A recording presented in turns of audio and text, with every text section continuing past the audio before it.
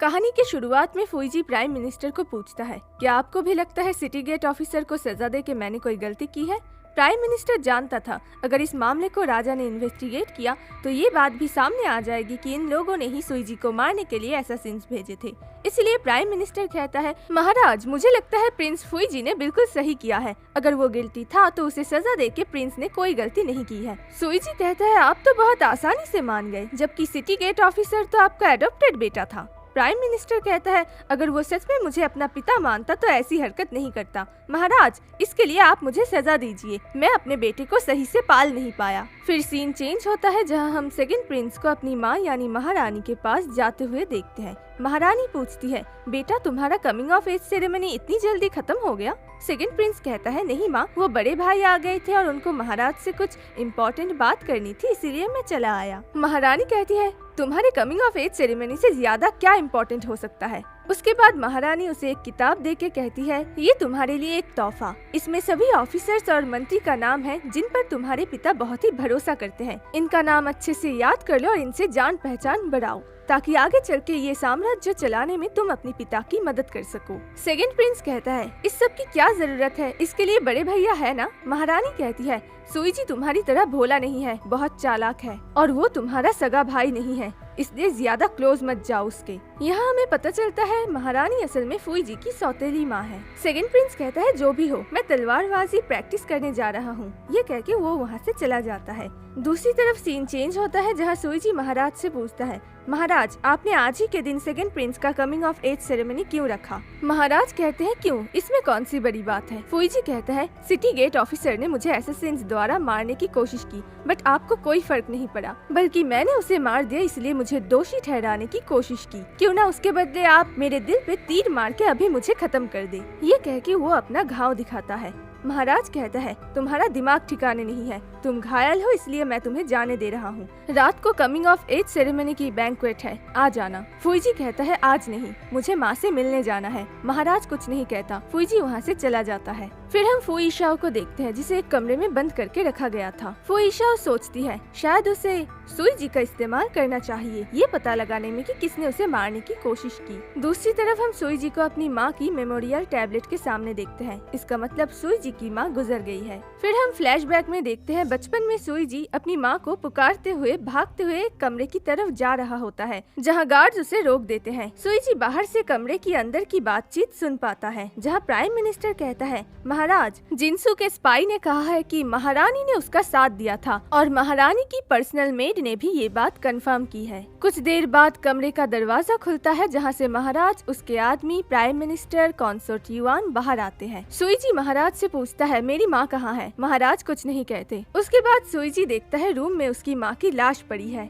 वो बहुत रोता है बट कोई भी उसे अंदर जाने नहीं देता। मैं आप लोगों को बता दूं, यहाँ 15 साल पहले की कहानी दिखाया जा रहा है। उस टाइम महारानी सुईजी की माँ थी जिन पर ये सब आरोप लगा के उन्हें मार दिया गया था। सुईजी की बहन शियांग जो काफी छोटी थी उस टाइम, वो उस तरफ आने लगती है। उसे ये सब पता चलता उससे पहले ही महाराज उसे अपनी गोदी में उठा लेते हैं। वो पूछती है, माँ कहाँ है? महाराज झूठ कह देते हैं कि वो अभी सो रही है। उसके बाद महाराज कॉन्सोर्ट युआन को कहती है, आज से सुईजी और शियांग तुम्हारी जिम्मेदारी है। हमें पता चलता है उस दिन से ही कॉन्सोर्ट युआन महारानी बनी थी। सुईजी वहाँ आता है और गुस्से में कहता है, हमारी सिर्फ एक ही माँ है। महाराज कहते हैं, आज से कॉन्सोर्ट युआन ही तुम्हारी माँ है। फिर सीन प्रेजेंट में आता है जहाँ सुईजी इन्हीं सभी बातों को याद करते हुए बहुत ही गुस्से में होता है। उसके बाद सीन चेंज होता है जहाँ लूका सुईजी को आके बताता है, आपने जैसा कहा था बिल्कुल वैसा ही हुआ। जिंगशू के लोग फुईशाओ को ढूंढ रहे हैं। जिंगशू में रूमर्स फैल गया है कि फुईशाओ खाई में गिर गई है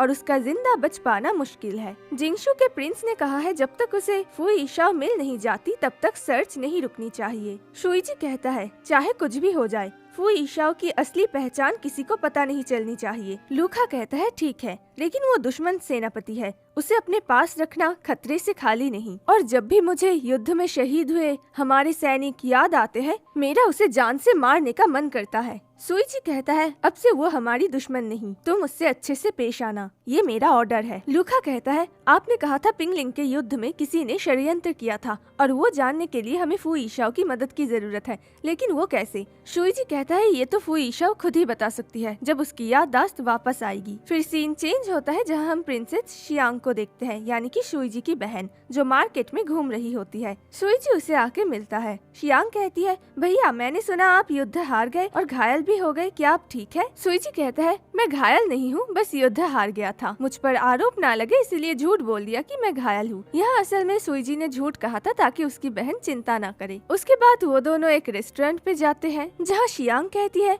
महल में तो खुल के सांस भी नहीं ले सकती, इतना जोर से मत हंसो, ऐसे मत चलो, ऐसे मत खाओ, ऐसे मत बैठो, हर वक्त लोग मुझे टोकते रहते हैं। सुईजी पूछता है कहीं कोई तुम्हें बुली तो नहीं कर रहा है ना? शियांग कहती है भला शूशा के प्रिंसेस को कौन बुली कर सकता है, सभी मुझसे बहुत ही प्यार से और इज्जत से पेश आते हैं और मैं समझती हूँ कि प्रिंसेस होने के नाते ये सारी चीजें मेरी जिम्मेदारी है। सुईजी कहता है ठीक है मैं समझ गया, लेकिन फिर भी कभी अगर किसी ने तुम्हें बुली किया तो मुझे आके कहना, मैं उसे संभाल लूंगा। दूसरी तरफ हम महारानी और प्राइम मिनिस्टर को बात करते हुए देखते हैं। असल में महारानी प्राइम मिनिस्टर की बेटी है। महारानी कहती है उस सुईजी की हिम्मत कैसे हुई सिटी गेट ऑफिसर को मारने की, आखिरकार वो आपका एडॉप्टेड बेटा था। प्राइम मिनिस्टर कहता है जो हो गया सो हो गया। महारानी कहती है वो जल्दी ही हमारे जुआंग फैमिली को टारगेट करेगा। प्राइम मिनिस्टर कहता है तुम्हें उसके माँ के मौत के दिन सेकंड प्रिंस का कमिंग ऑफ एज सेरेमनी नहीं रखना चाहिए था। महारानी कहती है अगर आपने उसे 15 साल पहले ही खत्म कर दिया होता तो आज ये सब नहीं होता। प्राइम मिनिस्टर कहता है अगर मैंने उसे बचपन में मार दिया होता तो महाराज का शक सीधा हम पर आता। महारानी कहती है सुईजी हमारे लिए एक खतरा है, उसकी उम्र शादी लायक हो गई है और फिर बच्चे, और देखते ही देखते राज सिंहासन उसका हो जाएगा। प्राइम मिनिस्टर कहता है कुछ दिनों में जिंगशू से मैरिज प्रपोजल आने वाला है, शियांग को शादी के लिए तैयार रखना। ये कह के वो वहाँ से चला जाता है। फिर सीन चेंज होता है जहाँ सुईजी फू ईशाओ के पास जाता है। फू ईशा उससे पूछती है तुमने मुझे यहाँ बंद करके रखा है,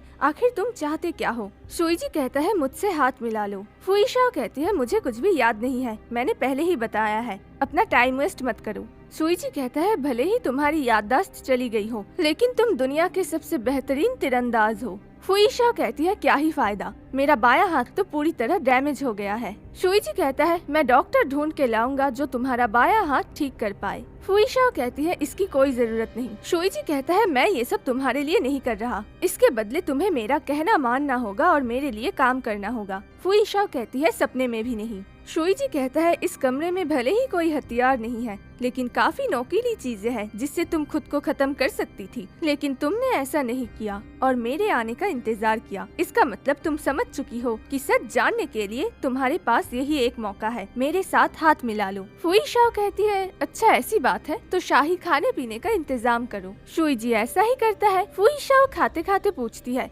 जिसने मुझे मारने की कोशिश की उसे पकड़ने के लिए तुम इतना बेचैन क्यों हो? सुईजी कहता है उसने मेरे दुश्मनों के साथ हाथ मिलाकर मुझे मार के विश्वासघात ठहराने की कोशिश की। मैं चाहता हूँ तुम इस बारे में पता लगाओ, उसे ढूंढो और जान से मार दो। तुमने तो देखा ही था जैसे ही हम लोगों ने शूशा एंटर किया कैसे लोग मेरे जान के पीछे पड़ गए। हम दोनों की हालत बिल्कुल एक जैसी ही है। फू ईशा कहती है सीधा सीधा बोलो कि तुम्हें मेरा इस्तेमाल करना है। सुईजी कहता है इसमें हम दोनों का ही फायदा है, अगर तुमने अकेले उसे पकड़ लिया तो तुम कुछ कर नहीं पाओगी क्योंकि तुम्हारा बायां हाथ बिल्कुल डैमेज है, लेकिन दूसरी तरफ मेरे पास मेरा सेना है, आदमी है, तुम चाहो तो उनका इस्तेमाल कर सकती हो। फू ईशा कहती है भूलो मत हम दुश्मन हैं। सुईजी कहता है अगर तुमने मुझसे हाथ मिला लिया तो मैं हमारी पास्ट की दुश्मनी और जो कुछ भी हुआ वो सब भुला दूंगा। फू ईशा कहती है फिर तो डील डन। खुशी में वो दोनों ड्रिंक करने लगते हैं, बट फू ईशा ग्लास तोड़ के कांच सुईजी के गले पे पकड़ती है और कहती है तुम पास्ट को भूल सकते हो लेकिन मैं नहीं,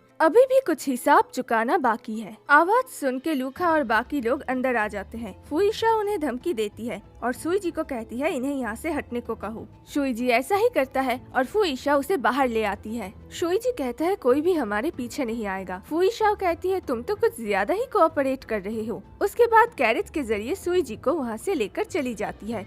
जाते वक्त दोबारा उसकी नजर उन्हीं असैसिन्स पर पड़ती है। दूसरी तरफ लूका पीछे जाने की बात करता है तो गुयू उसे रोकता है, कहता है कि युवराज सुईजी ने हमें मना किया है, तो वो रुक जाता है। फिर सीन चेंज होता है जेंगनियान विला में, जहाँ एल्डर डॉक्टर लिन को बताते हैं कि फू ईशाओ शूशा में है और बिल्कुल सही सलामत है। ये बात सुन के लिन बहुत ही खुश हो जाती है। तभी बाहर हंगामा सुन के वो बाहर आती है और देखती है 3 बच्चे भूख और थकान से गिर पड़े हैं। लिन उनसे पूछती है, तुम लोगों के माता पिता कहाँ हैं? वो बच्चे बताते हैं, हम यहाँ अपने मास्टर को ढूंढने आए हैं। लाल कपड़े वाली एक औरत जो लड़ने में काफी माहिर है। लिन समझ जाती है ये लोग फू ईशाओ की बात कर रहे हैं। लिन उन्हें खाना देती है और कहती है, तुम्हारी मास्टर अभी शूशा में है और तुम लोग फू ईशाओ को ढूंढ रहे हो, इसका मतलब तुम लोग जिनशू से आए हो, है ना? वो बच्चे कहते हैं, हमारी मास्टर ने अनजान लोगों को ज्यादा कुछ बताने से मना किया है, खाने के लिए शुक्रिया। ये कह के वो वहाँ से जाने लगते हैं। सीन चेंज होता है जहाँ हम शुईजी को जंगल में बंधे हुए देखते हैं। फू ईशाओ उसे मार मार के टॉर्चर कर रहा होता है। दूसरी तरफ शुईजी के आदमी उसे ढूंढते हुए जंगल में एंटर कर जाते हैं। फू ईशाओ शुईजी को उसी तरह टॉर्चर कर रही होती है जैसे शुईजी ने फू ईशाओ को किया था, और शुईजी को उतनी बार हंटर से मारता है जितनी बार उसने फू ईशाओ को मारा था। शुईजी कहता है, तुमने मुझे तीर मारा था, फिर जेंगनियान विला में तालाब के पास दवाई भी पिलाई थी। मैंने तुम्हें 47 बार हंटर से मारा था और तुमने अभी मुझे 47 बार हंटर से मारा, तो हमारा हिसाब अब बराबर हुआ। फू ईशाओ कहती है, मैं हर हिसाब दुगना लौटाती हूँ। शुईजी कहता है, बहुत हुआ, अब ये सब बंद करो। फू ईशाओ कहती है, तुम कहोगे और मैं मान लूंगी। शुईजी कहता है, तुम इतनी दूर मुझे इसलिए लाई हो ताकि किसी को लुभा के यहाँ तक ला सको। तभी हम वहाँ पे उन्हीं असैसिन्स को छुपे हुए देखते हैं। फू ईशाओ कहती है, अच्छा तो बताओ मैं किन लोगों को यहाँ लुभा के लाना चाहती हूँ? शुईजी कहता है, कुछ लोग जेंगनियान विला से हमारा पीछा कर रहे हैं। तुम चाहती हो कि वो यहाँ आए और मेरे आदमी भी यहाँ मुझे ढूंढते हुए आए और उन्हें पकड़ ले, लेकिन तुम्हारा ये प्लान फेल हो सकता है। मेरे स्पाई शूशा में हर जगह है, मैं तुम्हारी मदद कर सकता हूँ। फिर हम उन असैसिन्स को देखते हैं जिन्हें कुछ संदेश मिलता है तो वो वहाँ से चले जाते हैं। दूसरी तरफ फू ईशाओ कहती है, मैं कोऑपरेट करूंगी लेकिन मेरे कुछ शर्त है। पहली शर्त, मैं ऐसा कुछ नहीं करूंगी जिससे जिनशू देश को हानि पहुँचे। दूसरी, जब हम उस इंसान को पकड़ ले जो इस सब के पीछे है, मैं उसे खुद इंटरोगेट करूंगी और तुम मुझसे कुछ नहीं छुपाओगे। तीसरा, मैं जब चाहूँ जहाँ चाहूँ जा सकती हूँ। शुईजी कहता है, ठीक है, लेकिन उससे पहले तुम्हें डॉक्टर से अपना बायां हाथ ठीक करवाना होगा ताकि मुसीबत आने पे तुम अपनी रक्षा कर पाओ। फू ईशाओ कहती है, डील डन, हिसाब बराबर। फू ईशाओ शुईजी की रस्सी खोल देती है। शुईजी उसे पकड़ लेता है और कहता है, एक हिसाब अभी भी बाकी है। शुईजी फू ईशाओ के गर्दन पे काट लेता है जैसे फू ईशाओ ने उसके गर्दन में काट लिया था। तभी लूका और बाकी सब उन्हें ढूंढते हुए वहाँ आ जाते हैं। फिर सीन चेंज होता है जहाँ हम शुईजी को अपने स्टडी रूम में देखते हैं जहाँ वो लूका और गुयू को बुलाता है। शुईजी कहता है, तुम लोगों को भी यही लगता है ना कि फू ईशाओ ने मुझे तीर मारा था इसीलिए हम जंग हार गए थे? लेकिन जरा सोचो, जिनशू के सेना को हमारे भागने का रास्ता पहले से कैसे पता था और उन्होंने आधे से भी ज्यादा सेना शहर के अंदर क्यों रखे थे? गुयू कहता है, अगर फू ईशाओ ने तीर नहीं मारा होता तो हम शहर के अंदर एंटर कर जाते और उन्हें सिर्फ गेट बंद करना होता। फिर देखते ही देखते पल भर में वो हम सबको और हमारे पूरे सेना को खत्म कर देते। और ये एपिसोड यहीं पे खत्म होता है। उम्मीद करते हैं आपको आज का एपिसोड पसंद आया होगा। प्लीज चैनल को सब्सक्राइब कीजिए, वीडियो को जितना हो सके उतना शेयर कीजिए, लाइक कीजिए और कमेंट्स में मुझे बताइए आपको आज का एपिसोड कैसा लगा।